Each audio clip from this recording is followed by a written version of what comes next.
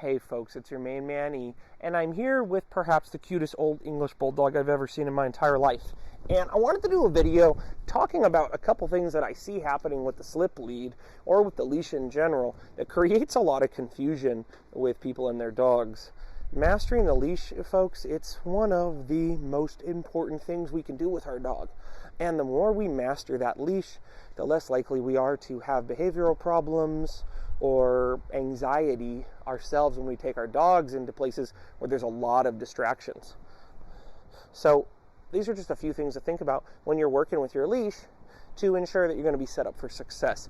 Now, the first thing to think about is where do I introduce the leash to the dog in terms of a training collar, okay?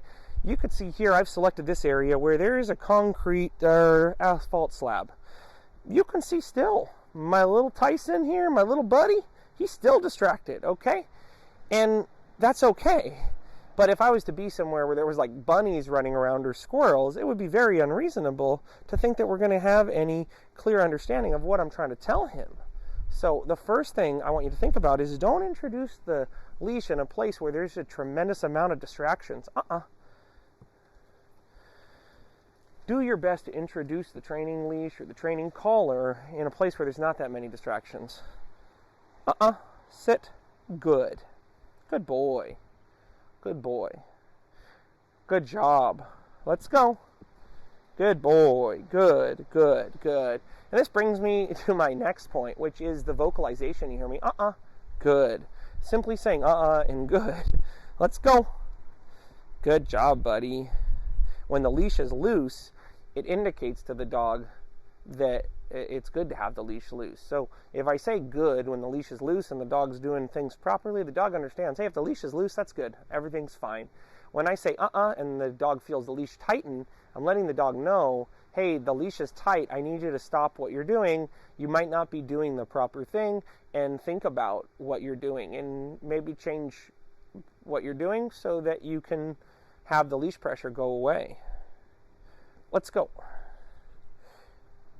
More often than not, I'll see people pulling the leash and saying the dog's name. Let's go. Pulling the leash and repeating commands excessively. Pulling the leash and then, trying to put food down in front of the dog's face to get their attention.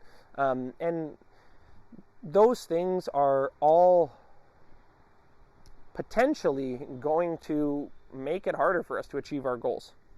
So the final thing I want to talk about is my leash length, okay?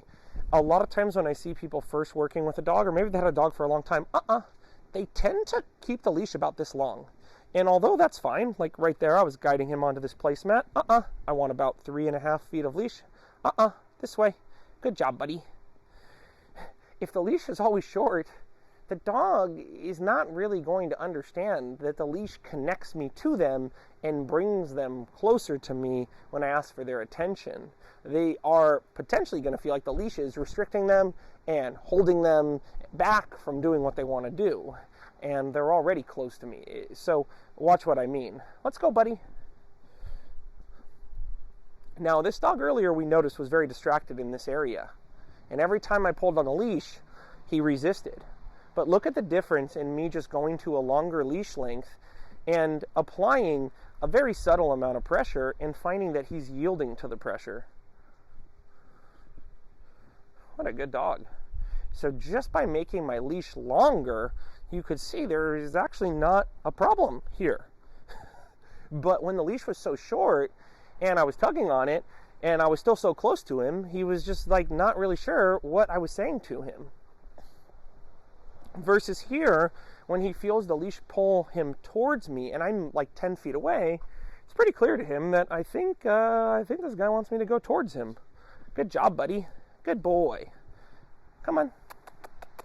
Good job, buddy. Good boy. Good.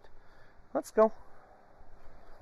Good job, buddy. So those are just a few things to think about when you're working with your leash, is to introduce it in a low distraction environment and master it in a low distraction environment before you even start adding distractions.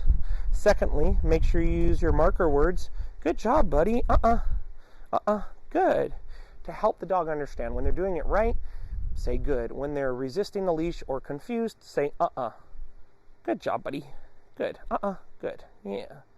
And the last thing to think about is avoid that reflex or that habit of making the leash excessively tight, and instead try to experiment with allowing the dog to have the freedom to get away from you so that you can ask them with the leash, come on, buddy, this way, to come back to you.